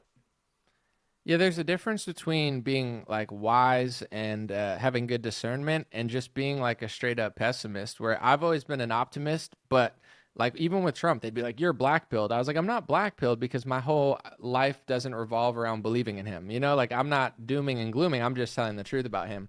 Where a lot of truthers, I noticed like a lot of people burn bridges with me this last 2 weeks, and I forgive them, but I don't forget. Not in like a crazy way. It's just I remember who did what. They got crazy mad at me because I said that I was voting for Trump with my vote, and I explained why. And that doesn't mean I'll give him a pass for anything, but I think if he could put good people at the HHS and FDA, people that are into real holistic health, that would be one of the biggest wins for American modern history. And if he doesn't, then we use our leverage to push him in the right direction. But Kamala is completely uninterested, So that was my theory, is like he's better, but then the real work starts. The type of things that people said and did to me was disappointing to say the least. But like some people were like publishing my private information that I had met before. Some people were saying like just literally making up things that weren't real. If you disagree with my decision to vote and you don't vote, that's fine. But you got it. Like someone said, oh, he's trying to get a job with Candace Owens. It's not true. He got paid by the Trump administration. It's not true. He did this, like literally making up lies. And I just thought to myself, I'm like, these people consider themselves the ultimate truthers, right? They're so mad at me because they're so much truthery that more than I am. And they tell the truth. And they're making up lies about me that I know are lies that they're not even sure. And they're just saying it with 100% confidence. And it's not true. It's like, it just shows me that they're bad people and they just got a bad attitude, where it's like, I would never shame you for not voting. I don't really care what you do, but I pay taxes. I get to make a decision. And locally, like somebody in my county got murdered because they were let out by a Democrat prosecutor in another county that most Republican prosecutors would have put in jail. Like, there's real life consequences to some local elections, and there's real life consequences to some national elections. Yeah, there's a two-party system and they're going to do a lot of sneaky things, but Supreme Court judges, if you had every judge was like Ketanji Jackson Brown who Biden put in, they're already saying that the First Amendment is causing issues for them. Like they don't believe in the First Amendment. As bad as Republican judges could be, like they believe in the First Amendment on a national level, maybe not locally, and they do some sneaky things. So the backlash that I got and like the vibes from these truthers, some people, they're not only just pessimists and negative, but I genuinely just think they're horrible because you could disagree with my decision without pathologically lying about me and trying to put me in trouble with private information. Like that's a crazy level. And these people were like super fans 2 weeks ago. It doesn't even make sense because I voted in 2020 and 2022 as well when they also liked me. So it's like you start to see stuff like that, and it's like I think in any community, you're always going to have like a purity test. And I find that the most wise and honest people don't act that way. And some of the most narcissistic, egotistical truther accounts, their head is so far up their own ass that they think they're somebody they're not. So, it's part of the journey, but I've definitely taken notes of people that I didn't think were going to do that, but they did. Yeah, if you try to please everybody, you're going to end up pleasing nobody. I've learned that lesson plenty of times. Pretty much every single video I put out, there's always going to be inevitably some comments that are like, this is your worst video. I can't trust you anymore. You suck. You're this, you're that. I'm unsubscribing. And I Right. always respond to them. I'm like, you seem so nice. We're going to miss you. Or like, sad to see you go. Like they'll say the meanest, most hateful thing at me. And then they're saying they're leaving. And I'm like, is this supposed to be a punishment? You're a really mean person and you're leaving. That's kind of like helping me out, right? Well, you don't do politics. So for what I think about you is like you go off of what you're inspired by, quotes, what people say. And like you're not say you do a Jordan Peterson video or whatever, it's like you're not pushing his worst political ideologies onto people. You're taking a part of what he says that inspired you that makes sense and is like can help people. So it's like I think everybody wants everybody to be everybody, where it's like you could take something from somebody that you don't agree with everything that they say and make something. And so could I. I could point out something in someone that I don't agree with on some things and be like, I completely agree with that.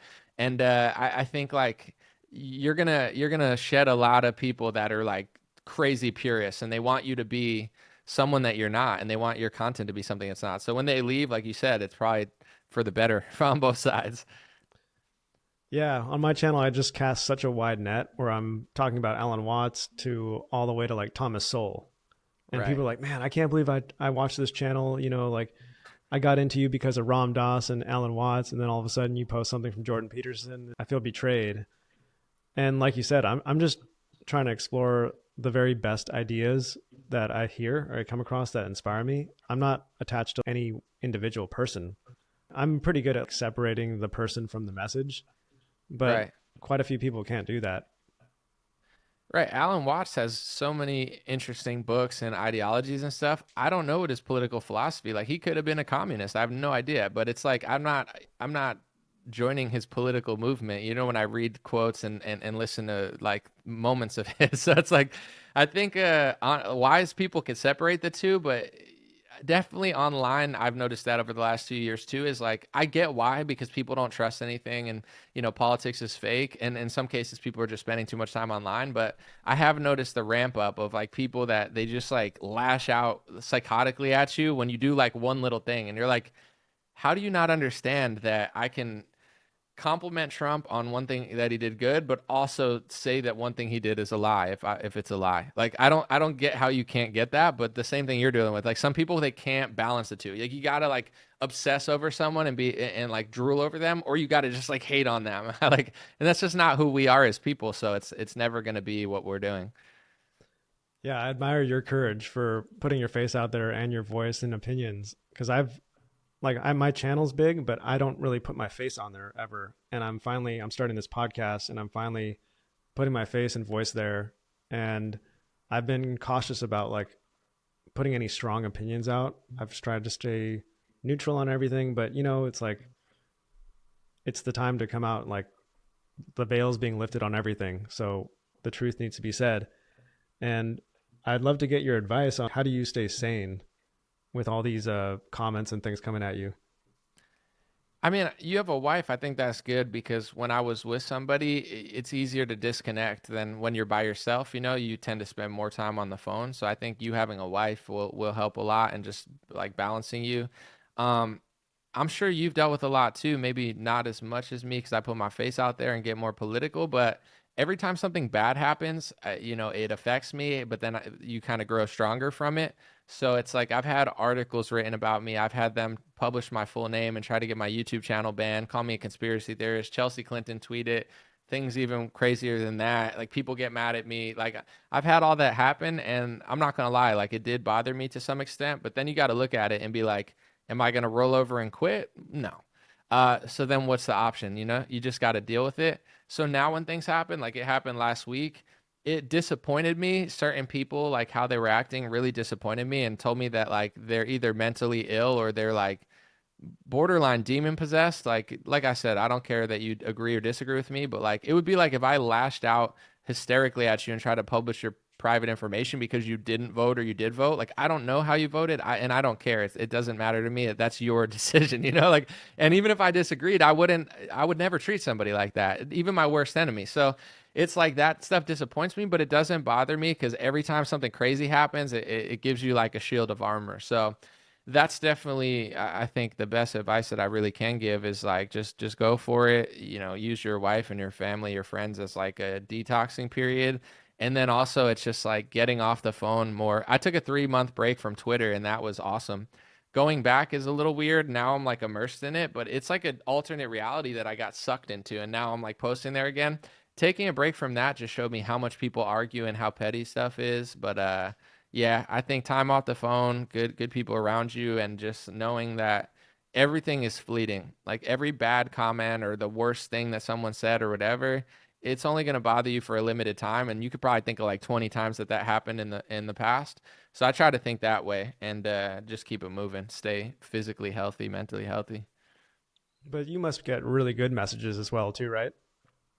99% of them are good. For how much I've done, I get very little hate, and I've been recognized thousands of times in person, and it's all been great. So yeah, I mean, it's not like I'm not that controversial, or even amongst like more conservative people, I would say my ratio of like love to hate is pretty extreme in the love direction. So yeah, of course, like it all balances out. The great things I've been able to do are better than the worst things, and yeah. And same with you. It's like all the things we've been able to experience because we went for our dreams. I try to think about that way more than I think about like the dickhead that left a mean comment. Yeah, I think the meanest comments tend to be the loudest, but I've gotten some messages that really made me emotional. Like some people say that my animation changed their life and they were like an addict on heroin and then they watched my video and they started going to the gym and they started watching my channel and it like turned their life around and it's really humbling. And yeah, it's important to remember the positive because it's easy to dwell on the negative, but those positive ones, you got to like screenshot them and just look at them every once in a while and remind yourself like, wow, yeah, I can have a very positive impact. Yeah, saving one life is an incredible thing to do. Doing it dozens or hundreds of times like your content probably has, it's an incredible thing. And your content is so chill and low key that I very highly doubt you've really impacted anyone in any sort of significant negative way. So it's like, yeah, that's the type of stuff you got to just remind yourself of because that's like to be able to chase your dreams, share your art, and help people and save their lives is a very fulfilling, incredible thing. So yeah, just think about that stuff the next time someone comments something rude. Thanks, man. I really appreciate that. Yeah, because I changed my philosophy a while ago. Like when I first started, I was looking to make videos that were popular and get views and whatnot. But then at a certain point, I realized like I really have to look inward and just make the videos that I want to make for myself, for my own selfish journey, really. And the funny thing is, it's like as above, so below. Like if it really resonates with me, it's going to resonate with other people. And once I kind of stop tuning out the noise of like, okay, what's going to get views, what's going to work, like I still want to get views, of course, and I still think about catchy titles and all that. But, I'm really like searching out the thing that I'm interested in. And if it gets like 2 views, at least I learned something that I really was curious about. And I look at like every video that I've created as part of a body. Like I'm creating this giant organism and some videos are really important. They might be the eyes. Some might be the something lesser seen like the kidneys, but it's all part of this body that I'm building, and it all fits together. Even though the topics seem very random, it's all kind of coming together like this vortex. Anyhow, that was a little bit of a tangent. No, no, dude, I appreciate it. I've been talking a lot this whole time. I like to listen as well. I love the way you put that because I think that that's true. And I think we're in similar positions where I don't have like a big company to work for. It's just me. So I can make decisions to make more, make less. And I'm not like leaving anyone out on the street or anything. And that's another thing too with corporations. Like, as much as I like to hate on them for sucking, when you have 100 employees, like, you can't make decisions that don't make you money, or else people can't work there. So they have a different life. With me and you, that's the blessing of doing what we do. Is like the last year has been like that. This is not my most profitable year. It's funny when people are like, "You sold out to say this." It's like, dude, I made more money during COVID telling what you thought was the truth. You know what I'm saying? Now I'm also telling the truth and making way less. Like, this isn't for profits. It's just what I want to do, and I've made a situation for myself where it's like I could have 2 years that I believe are financially off of what I could make, but at the same time make things that I think are great. I made a 9 minute and 30 second rap song recently called 9mm. And I think it's the best rap song I ever made. I think it's one of the sickest rap songs in a while. I'm not trying to overly brag or anything, but like, I made that for me and for rap fans, and I knew that it probably wouldn't do that well. And it's doing, like, the feedback's been great, but the views are not like astronomical. And I really don't even care. Like, and I'm not just saying that. Like, I think if it's as good as I think it is, it'll do well in 10 years and 20 years. And if it's not as good as I think it is, then it won't. And then I'm wrong. So it's like being at peace with the results is great. And that's a benefit of working by yourself. Most people, they're constantly, like you said, it's like their audience is running the show, and they're being influenced by their audience. It's a great thing to be able to be like, you know what? I'll sacrifice the views. I'll sacrifice some money to make what I think is great. And same with what you're talking about the body of your work. If it's as good as we both think it is, then it's the right move. It'll age well. And, in 5 years, you'll never regret making that video. So I love that you're able to do that as well, because I make decisions like that all the time. That's an awesome philosophy. And yeah, I think if you create something that you truly stand by, it will stand the test of time. I'm always astonished because, like, sometimes I'll put out a video that gets like almost no views, and I'm kind of like, man, was this a failure? And then I'll forget about it for like 2 years, and then I'll go back to it, and it'll suddenly have like 1 million views or a couple million views, and I'm like, how did this happen? And so a really good video will eventually get discovered. Really good content does stand the test of time. If you made a comment on some flavor of the week, like Hawk Tua or whatever, in 2 years, are we going to even know what that's about? Right. But like this 9 minute and 30 second video, that's going to be there forever. And Right. if it's great, we're going to return to it. A person like that's inspiring. There's two people I'm thinking of, but Ron Paul, like, he was hated by the Republican establishment in 2012, 2008, because he told the truth about everything. And now his name is being floated by Elon Musk, the richest guy in the world with one of the biggest social medias, is bringing, after 20 years of, I won't even say failure, but being ignored, he's bringing Ron Paul, and everybody likes Ron Paul because he was honest. It's like his truth stood the test of time. It's a beautiful thing. G. Edward Griffin's another one. He wrote a book on the Federal Reserve called The Creature from Jekyll Island, but he did an interview with this guy, Yuri Bezmenov. It's gone super viral, talking about the 4 stages of demoralization, destabilization.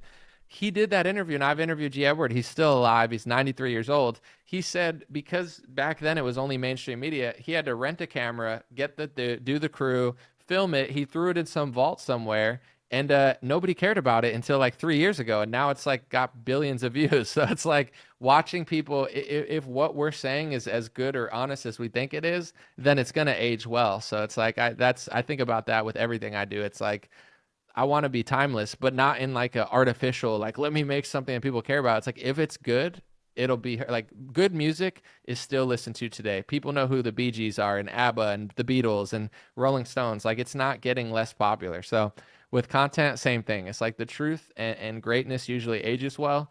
And that's what I'm aiming for. I might fall short sometimes, but it's like, yeah, it's like the only time will tell. So it's awesome to hear that that's going with your videos too. Absolutely. So what's next for you? I'm actually gonna move to a state with no income tax, and I'm gonna build a studio out there and try to like run my business for logistic reasons, and also closer to my family because I'm from the East Coast. But I'm going to make that move, and then I'm going to just really try to work smart and, you know, fine tune my business model. Like everything's been cool, but things have evolved so much. For example, like during COVID, I was really getting rewarded for banging out videos, but they were also getting a lot of views. Now, Facebook would not show those, like all the views I got. Facebook won't show those because it's all about posts and memes and reels and so like things are always evolving and for you I'm sure it's the same thing to some extent where it's like you want to not you don't want to like sell out but you can't just do the same thing over and over. Like you might have to tweak it a little bit and format it different to get it in front of people or else you fall behind. So this new generation of like just post, it's hard for me to keep up because I'm doing it all by myself, and the people that are really winning, they have teams that are making a bunch of clips for them. So I'm just trying to strategize and keep doing what I'm doing, but just raise the quality, raise the camera level, and do it in a way where I can like stay afloat and keep up versus like I felt like I've been swimming in circles the last couple of years. It's been great. I've been able to stay afloat and I have zero complaints. Like I would say I'm doing, especially in this economy, no complaints at all. I'm doing fine. But it's like I don't want to just swim in circles. I want to be smart. So that's the goal of next year is just to get my business model properly, maybe work with one or two people that I trust and have fun with it. Because I think I'm having a lot of fun now, but for a while I got a little bit stressed out. I took a couple month break and now I feel great again. So I've identified the mistakes I made and I'm trying to really think about that stuff for sure. Man, that's awesome. California is going to miss you for sure. But yeah, the move is good. I'm really impressed that you do all this on your own. And I also pretty much do everything on my own. The podcast, I edit, I animate. Every post is written by me, uploaded by me. I do have an assistant though who handles things that, little routine things. Like, do you even have an assistant? No, I have nothing. Nobody. Wow. I mean, that there are huge advantages to being on your own, but because you can change course whenever you want. Like, there's Right. only one person you have to consult. But yeah, it's very hard to delegate certain things. I need to do it though because I got burnt out and trying to keep up. Back in the day, I just had to make one video and I'd post it everywhere. But now it's like I gotta make an Instagram. And I am a perfectionist to some extent, even though my content looks like trash because I'm not like I don't got the highest quality stuff. But it's like I like everything a certain way. I just need an assistant or someone that's kind of by my side that could listen. But I learned like you learn from everything. I was just trying to do 30 things at once. So yeah, it's been just me, and I think it's great. But yeah, I'm ready for the right team around me. I think it's fun working for a team. Hopefully, I'm pleasant to work with. Maybe I'm not. Maybe that's the problem. Yeah. So, so if somebody like Daily Wire came to you and offered you a position, would you shoot them down? They never would because of my foreign policy. Like, I mean, they got rid of Candace Owens as soon as she started questioning Ben Shapiro's foreign policy. So that is not an option for me, and probably hasn't been for a while. Patrick Bet David reached out to me and we chatted for a little bit, and I definitely considered it. And he shot something back, I shot something for it. It didn't work out, but yeah, at certain networks that I like, I would definitely consider it. It's just interesting, man. I feel like I, I've always been an underdog, and I've like even record labels like they told me like if you don't listen to us, no one will care about you. We'll get somebody else. And now I feel like I'm bigger than all the people they signed as far as like these nobodies and stuff. So it's part of my journey. Like I almost have to like fuel off of people not believing in me. So despite having a billion views, millions of followers, being successful to a large extent by myself, it seems like no organization wants to work with me to some extent, or they're not interested enough, or they don't believe in me. So I would love to play a role at the right media company just so I can focus on what I'm great at. Because I'm not stupid and I'm not delusional. Like I know what I'm good at and I know what I'm not good at. And if I could get a team of people that are better than me at something, let's all do it, and then we'll really be good. But in the meantime, no one believes in me, so I got to build my own news network or something because it's like they don't want poor old Anomaly over there for some reason. Well, you can't be controlled, so they're probably a little afraid you're a loose cannon. It's part of it. If you look at the dynamic of certain corporations, I think that they definitely like people that know what the line is. Everyone has a line, and they want whether it's foreign policy, whether it's certain topics. And I think, yeah, I'm a little bit of a wild card. They don't. They know that I probably won't roll over when they tell me to roll over. So it's okay. You know, everything happens for a reason, and I get it. But it's like, dude, I'm not that crazy. Like, you know, I could definitely play the right role. But you know, everything happens for a reason, and I don't spend much time feeling sorry for myself. But I got to get an assistant at least for sure.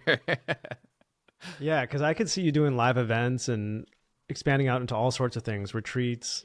Um, yeah, I mean, there's many avenues you could go down for sure. My ideal situation, I want to ask you what your assistant does exactly, but like if I could start with one person, because that's easier than two, someone that could sit with me a couple times a week, whatever, and really just plan these things. Because it's like I have a book written that I haven't finished. Like I have courses that I want to, like I'm all over the place. Where it's like if I get these things done, like you said, like a retreat, that takes planning. That takes I'm not going to do it at this point because I have so much to do. So it's like someone that can just do all of that stuff. That's innovative. That's trustworthy. That can take ideas and make them happen. Like that's my ideal perfect assistant, and maybe can edit every now and then. Like, is that what yours does to some extent? Well, I've hired two people. The first guy was horrible, but he had an amazing resume. He went to college, he had a super good degree, and he like was just didn't even want to be there. I'm like, all right, if you don't want to be here, then what are we doing? Right. But the new guy that I've had, he's been around for like 4 years. He's awesome. I think the number one thing is I can trust him. Like I can give him the password to my YouTube, to anything, and I know he's not gonna like mess around or do anything. Like, I can completely trust him with any financial thing. Like he runs the store, he does the newsletter. He used to do our Facebook. Now it's just kind of like I press one button and it blasts out to like Twitter, Instagram, Facebook all at once. But yeah, we just did a new store and he like ran that whole thing. So yeah, I think the number one thing is just find somebody that you can trust and who wants to actually be there. But it's hard to find somebody that you can just throw the kitchen sink at and they can do everything, because if they're that competent, they're probably going to do something on their own. Like, they're going to go off on their own. They're not going to stay around for a long time.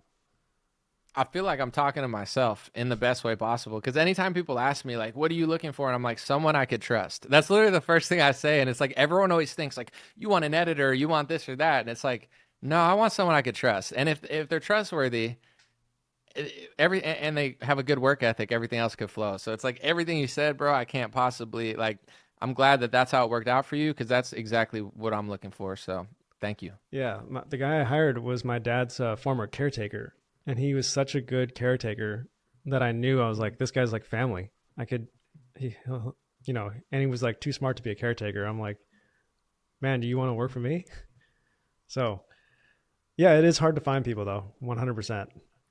Yeah, I was thinking about my step uncle. I mean, he has another job, but he's into politics. We agree the same, and I trust him because he's like my family, you know? I was thinking about floating the idea to him. I was like, if you got some extra hours, do you want to do this? Because, like, trust is so important, of course. Like, and it's funny, like you said, the first person didn't want to be there. Like, it's funny how you can get intertwined with somebody that doesn't want to be there or somebody that doesn't even like you. And it's like, how did you even get here? You know what I'm saying? Like, Yeah, this could be a dream position, but of course, I would prefer that you like me. Like, if you don't like me, then why even do it? I don't get it. 100%. Well, An0maly, this has been an awesome conversation. And I really appreciate you taking the time. I'm super excited to see where your career goes and keep watching your content and your rap career. It's been good to connect again. Thank you, man. Thanks for having me. And yeah, just let me know what you need or when you're doing anything. I always support it and I appreciate you. I appreciate you too, man.